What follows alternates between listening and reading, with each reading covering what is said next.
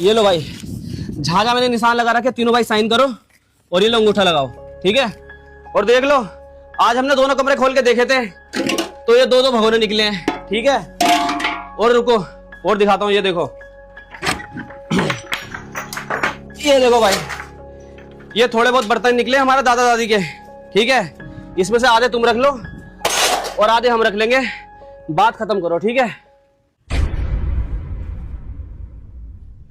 क्या बात है भैया, आज आपने हमें ये पुराने घर पे क्यों बुलाया है और ये साइन वाइन भी करवा रहे हो? चक्कर क्या है? अरे चक्कर क्या यार, तुम्हें तो पता ही है पापा को इस दुनिया से गए हुए 20 दिन हो गए हैं। तो हम दोनों भाई ऐसे ही बैठे बैठे सोच रहे थे कि भाई देखो, हमने भी 200 गज का मेन रोड पे घर बनवा लिया बढ़िया सा, और तुम्हें भी ऊपर वाले ने बहुत कुछ दिया है। लेकिन पापा में और चाचा में पूरी जिंदगी भर बोलचाल बंद रही है। पापा दुनिया से चले गए लेकिन दोनों भाई आपस में नहीं बोले। किसके ऊपर? इस पुराने घर के बंटवारे के ऊपर है। तो भाई हम दोनों भाइयों ने मिलकर यही फैसला लिया है कि इस लड़ाई के जड़ का बंटवारा करो और सारे भाई मिल बांट के रहो। मतलब जो हमारे बड़ों ने गलती करी है उस पर बिल्कुल मिट्टी डाल दो। क्यों भैया? हाँ भाई, बिल्कुल सही बात है।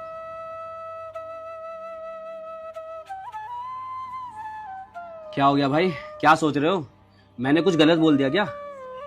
नहीं भैया, मैं ये सोच रहा हूँ, इतना आसान था सब कुछ, मतलब कि इतनी आसानी से उलझे रिश्ते सुलझ सकते थे। बस वही बात है ना भैया, इतनी सी बात समझने के लिए हमारे बड़ों ने 20 साल बर्बाद कर दिए। हाँ बिल्कुल सही बात है, दोनों भाइयों को बोलचाल बंद किए हुए 20 साल हो तो गए।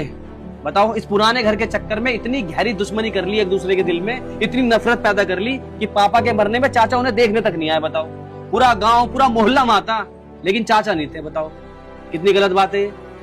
हाँ, गलत बात तो खैर है ही उनकी। हमने तो भैया बहुत बोला था कि चले जाओ, आखिरी बार देख तो लो अपने भाई को, लेकिन अब क्या ही बोल सकते हैं। लेकिन भैया हम तीनों भाई तो आए थे ना उनको देखने। हाँ, तुम तीनों भाइयों की बात सबको बहुत अच्छी लगी, सबने तुम्हारी तारीफ भी करी कि नफरत को भुला के तीनों भाई आखिरी वक्त में अपने ताऊ को देखने आ तो गए। तभी तो हमारे दिमाग में ये ख्याल आया कि भाई बड़ों के चक्कर में हम भाई आपस में लड़ाई क्यों रखें। ये बताओ।